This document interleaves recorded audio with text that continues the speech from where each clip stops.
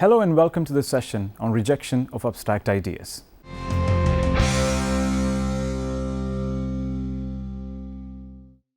George Berkeley's main philosophical thesis is, on the face of it, quite remarkable. There is no such thing as matter. This seems startling, even bizarre to some. But Berkeley saw his thesis as an inevitable consequence of the philosophical tradition he inherited largely from Descartes and Locke. Berkeley's anti-materialism can be seen as a direct consequence of Locke's position on substance. Substance for Locke was some unseen, unfelt stuff in which the qualities we perceive around us inhere. But we cannot know pure substance directly without the qualities. All we know of a substance are the ideas of qualities. So how, asks Locke, can we have any idea at all of what pure substance is, when we can never even in principle see it, feel it, or otherwise experience it? All we can know directly in our minds are ideas. As Descartes himself pointed out, there is nothing intrinsic about our ideas that tells us they must be caused by the corresponding physical, material objects external to us.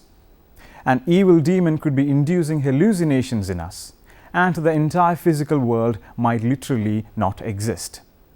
Pure substance is something we cannot by definition know directly, since it is fundamentally a different sort of thing than an idea. So we can never really know anything about it at all. So why even suggest that it exists? Locke thought that it had to somehow exist, but he was extremely uncomfortable with his position. He recognized that there is a real problem with insisting on an entity that is completely unknowable and indescribable. Yet he insisted that qualities surely could not exist out there in the world all by themselves. They needed something to support them. Otherwise, there could be no structure to things. All there would be is a big soup of qualities. If the world is to be ordered, some qualities need to be grouped together and others left out. An apple somehow has its qualities of redness, roundness, etc. The table it is resting on has its qualities of hardness, flatness, etc. Without this grouping of some qualities together while leaving others out, there can be no order in the world, no things at all, no substances. Yet this grouping seems to require a substratum to support the grouping. Something must be there to have some of the qualities and not the others. The qualities cannot just be grouped together. An idea in the mind of such a collection of ideas of qualities is an abstraction. Such abstract ideas are central to the philosophies of both Descartes and Locke. Berkeley, recognizing Locke's pain in being unable to find a truly consistent conception of substance, decided that he would dispense with it, or at least with the idea of material substance. One might think that the obvious way to go about this would be to reject Locke's assumption that qualities cannot exist on their own. But Berkeley did not question this assumption, and agreeing with Locke on this point, he called into question instead another Lockean Cartesian assumption, the very notion of an abstract idea. According to Berkeley, Descartes and Locke were wrong. There is no such thing as an abstract idea after all. Ideas are passive objects that we observe and perform mental operations on. Such a thing cannot possibly be abstract, but is always a particular. Thus, Berkeley reasoned that the mind has to be fundamentally different than idea, and he split reality into two kinds of things: ideas and spiritual substance, and not material substance. Only spirits can operate and be active. Spirit is process, ideas are objects. Spirits acts on ideas, ideas cannot act. Since pure substance out there in the world cannot be material, since this we can have no idea of, it must be spirit. But it cannot be our spirit, for we do not cause our own ideas. Those of sensation, at least, seem to be thrust upon us. Therefore, our ideas of sensation must be caused by a greater spirit. It is a short step from this to the notion that God is causing all our ideas of sensation, leaving no room for material objects. You see a chair in front of you? God put that idea in your mind directly. It was not a material chair that did so. If your ideas of the chair seem to have structure and order, that is because God is wise and has ordered and structured your ideas in a special way. One of the biggest problems with this whole system, of course, is Berkeley's insistence on spirit as a real substance. Every single argument he musters against matter can be turned back on him and used against spirit. Berkeley is every bit as inconsistent as the materialists he scorns. For he has the idea of substance in his system as spirit rather than matter. He tries to get around this by saying that he can have a notion of spirit even if not a true idea, but this is the same sort of mental gymnastics that Locke tried in order to keep substance around. Berkeley becomes his own worst enemy, exemplifying in his argument for spirit what he rejects in others' arguments for matter. The idea of an abstract idea is actually quite sound. The road to a consistent idealism, if there is one, must lie not in the rejecting of abstract ideas, but in rejecting the assumption that ideas or the qualities that cause them, if they be any different, cannot exist on their own. Indeed, after Berkeley, absolute idealists such as Hegel and Bradley did just this. Against abstraction. In the introduction to the Principles of Human Knowledge, Berkeley laments the doubt and uncertainty found in philosophical discussions, and he attempts to find those principles that drew philosophy away from common sense and intuition. He finds a source of skepticism in the theory of abstract ideas, which he criticizes. Berkeley begins by giving a general overview of the doctrine. It is agreed on all hands that the qualities or modes of things do never really exist, each of them apart by itself and separated from all others, but are mixed, as it were, and blended together, several in the same object. But we are told the mind being able to consider each quality singly or abstracted from those other qualities with which it is united, does by that means frame to itself abstract ideas. Not that it is possible for color or motion to exist without extension, but only that the mind can frame to itself by abstraction the idea of color exclusive of extension and of motion exclusive of both color and extension. He details the doctrine in terms of Locke's account in the Essay Concerning Human Understanding. Although theories of abstraction date back at least to Aristotle, were prevalent among the medieval and are found in the Cartesians, there seem to be two reasons why Berkeley focused on Locke. First, Locke's work was recent and familiar. Second, Berkeley seems to have considered Locke's account the best available. As he wrote in his notebooks, wonderful in Locke that he could advanced in years see at all through a mist had been so long and gathering and was consequently thick. This more to be admired than they did not see farther. According to Locke, the doctrine of abstract ideas explains how knowledge can be communicated and how it can be increased. It explains how general terms obtain meaning. A general term, such as cat, refers to an abstract general idea, which contains all and only those properties that one deems common to all cats, or more properly, the ways in which all cats resemble each other. The connection between a general term and an abstract idea is arbitrary and conventional, and the relation between an abstract idea and the individual objects falling under it is a natural relation or resemblance. If Locke's theory is sound, it provides a means by which one can account for the meaning of general terms without invoking general objects or universals. Berkeley's attack on the doctrine of abstract ideas follows three tracts. 1. there is the "I can't do it" argument in the intro. 2. There is the "we don't need it" argument in the intro. And 3. There is a "theory leads to inconsistencies" argument in the intro. Berkeley deemed the killing blow. As we shall see, Berkeley uses a similar tripartite attack on doctrine of material substance. Having outlined Locke's account of abstraction, which allegedly results in the idea of a human which is colored but has no determinate color, that the idea includes a general idea of color but not a specific color such as black or white or brown or yellow, which has a size but has no determinate size, and so forth. Berkeley argues that he can form no such idea. On face of it, his argument is weak. At most, it shows that insofar as he cannot form the idea, and assuming that all humans have similar psychological abilities, there is some evidence that no humans can form abstract ideas of the sort Locke described.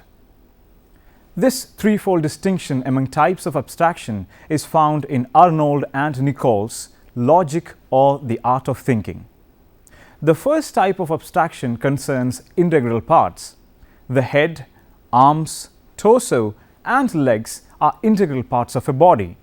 Each can exist in separation from the body of which it is a part. The second kind of abstraction arises when we consider a mode without paying attention to its substance, or two modes which are joined together in the same substance, taking each one separately. The third concerns distinctions of reason. For example, conceiving of a triangle as equilateral without conceiving of it as equiangular. Berkeley grants that he can abstract in the first sense. I can consider the hand, the eye, the nose, each by itself abstracted or separated from the rest of the body. But he denies that he can abstract in the latter two senses. The latter two cases represent impossible states of affairs. Berkeley noted that the abstractionists held that it is impossible for a mode to exist apart from a substance. Many abstractionists also accepted a conceivability criterion of possibility. If one can clearly and distinctly conceive of a state of affairs, then it is possible for that state of affairs to exist as conceived. This principle entails that impossible states of affairs are inconceivable. So, granting it is impossible for a mode to exist apart from a substance, it follows that it is impossible to conceive of a mode apart from a substance, that the second form of abstraction is impossible. And if the second falls, the third falls as well, since the third requires that alternative descriptions of an object pick out no differences in reality. So, a traditional theory of modes and substances, the conceivability criterion of possibility and abstraction, are an inconsistent triad. The inconsistency can be resolved by dropping the doctrine of abstract ideas. One of the marks of the modern period is an adherence to the principle of parsimony. The principle holds that the theoretically simpler of two explanations is more probably true. In the 17th and 18th centuries, this was sometimes expressed as God does nothing in vain. So, if it is possible to construct a theory of meaning that does not introduce abstract ideas as a distinct kind of idea, that theory would be simpler and deemed more probably true. This is a strategy Berkeley adopts in Introduction.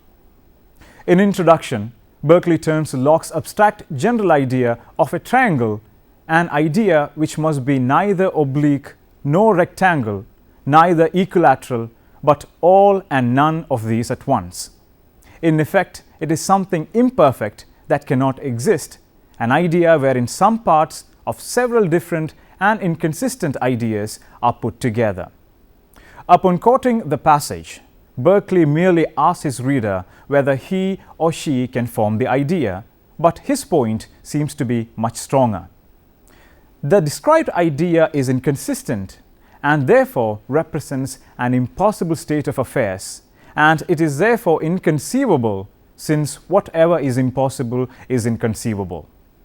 This is explicit in a parallel passage in the new theory of vision.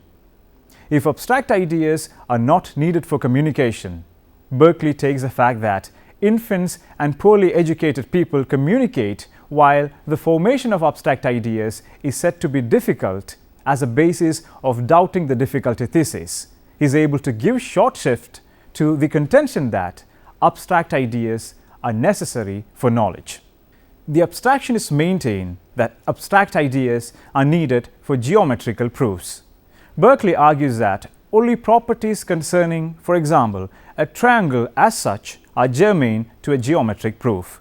So even if one's idea of a triangle is wholly determinate, none of the differentiating properties prevent one from constructing a proof, since a proof is not concerned solely with the idea with which one begins. He maintains that it is consistent with this theory of meaning to selectively attend to a single aspect of a complex determinate idea. Berkeley concludes his discussion of abstraction by noting that not all general words are used to denote objects or kinds of objects. His discussion of the non-denotative uses of language is often taken to anticipate Ludwig Wittgenstein's interest in meaning as use. Abstract ideas reconsidered. Berkeley has divided the world into two spheres in tradition of Descartes. Like Descartes, he maintains spirit, but going against Descartes, he has replaced matter or extension with ideas alone. To be as consistent as he would like to be as a pure idealist, he really needs to get rid of spirit as well, so that only ideas exist, or perhaps qualities. Also, in this extreme brand of idealism, the distinction usually just gets erased. There would be nothing existent that he could not, in principle, have an idea of. Indeed, this is a step the absolute idealists such as Hegel, Schelling, and Bradley would later take. In fact, this view predates even Descartes. It is a view held by Parmenides of Elea, who got metaphysics started 2,500 years ago. But Berkeley does not take such a step, and the whole reason is that he believes it impossible for an idea to act. If an idea could act, then it could be the thing that unites various ideas of particular dogs. That is, it would be an abstract idea. Berkeley's position against action as idea then leads directly to his position against abstract ideas. Such an abstract idea would have to include process or action as an integral part of what it is, and Berkeley thinks ideas can only be passive. So, is Berkeley actually right that ideas cannot act and therefore cannot be abstract? Well, his argument has a lot of force. It is true that, try as we might, we cannot get an image of dog in general into our heads. But we say to ourselves, I can use these mental images of particular dogs in such a way that shows an understanding of dog in general, so I must have the general idea too. But Berkeley says, no, you don't have this ability to manipulate the dog images as an idea. You have it as part of your spirit, your set of mental abilities. The same goes for your so-called idea of triangle in general. But Descartes, from whom Berkeley supposedly gets his idea of idea in the first place, disagrees with this. My idea of a piece of warm wax, for instance, is such that I understand that it can take any of an infinite variety of shapes. My idea of triangle in general is such that I understand the process of generating all possible triangles, even if I never actually do it. I understand the process and therefore I have an idea of it. An idea need not be a mental image the way Berkeley views it. It can be active. I can imagine a 1,000-sided polygon without actually seeing one with 1,000 sides in my mind. So what am I understanding if not an image? I am understanding a process or procedure, an algorithm for generating the 1,000-sided polygon, which is also related to my idea of a general process for creating regular shapes of 3 sides, 4 sides, or n sides. In other words, my general abstract idea of polygon. These are not images, they are procedures. In 20th century terms, they are like computer programs running inside my head. I have an idea and understanding of them in my mind, although this idea is not an image nor is it passive. Why does Berkeley insist that ideas are passive when Descartes himself already had a cogent argument against it? Berkeley's entire worldview was extremely religious.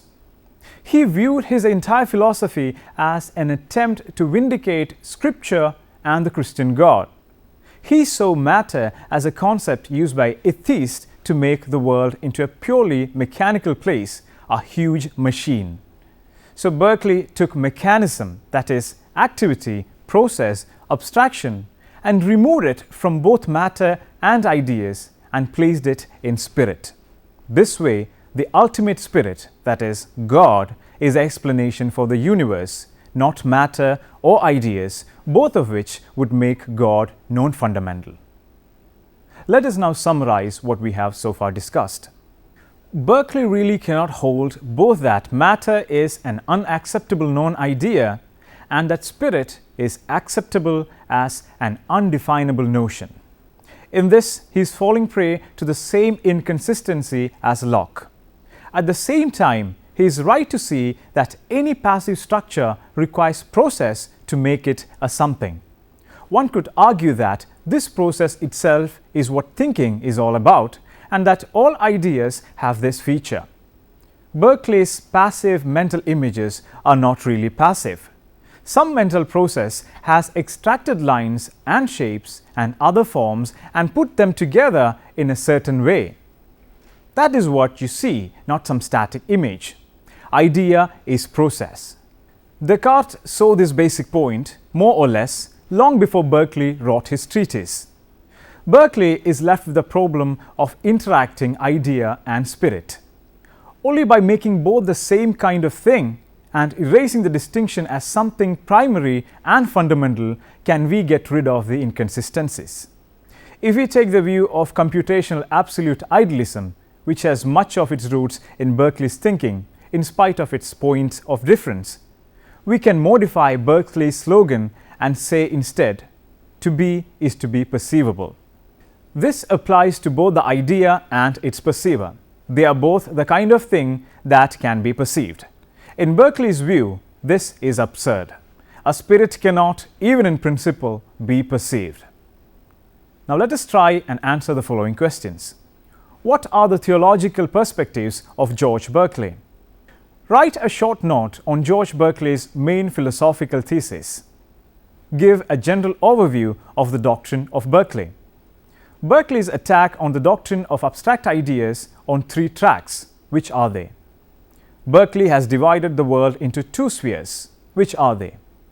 What do you mean by subjective idealism? What are the important works of George Berkeley? Hope that you go through the reference books for further study. Berkeley's Revolution in Vision by Atherton and Margaret, published by the Cornell University Press, 1990. Berkeley An Introduction by J. Dancy, published by Blackwell, 1987. George Berkeley, Idealism and the Man by D. Berman, published by Clarendon Press, 1994. Berkeley's Ontology by R. G. Muehlman, published by Hackett, 1992. Berkeley's Thought by G. S. Pappas, published by Cornell University Press, 2000. George Berkeley, The Arguments of the Philosophers by Pitcher, published by Routledge and Kegan Paul, 1977. Berkeley's World, An Examination of the 3 Dialogues by T. Stoneham, published by the Oxford University Press, 2002. Berkeley, The Philosophy of Immaterialism by I. C. Tipton, published by Mithuen, 1974. Thank you for watching this program. We can meet again with another topic. Have a nice day.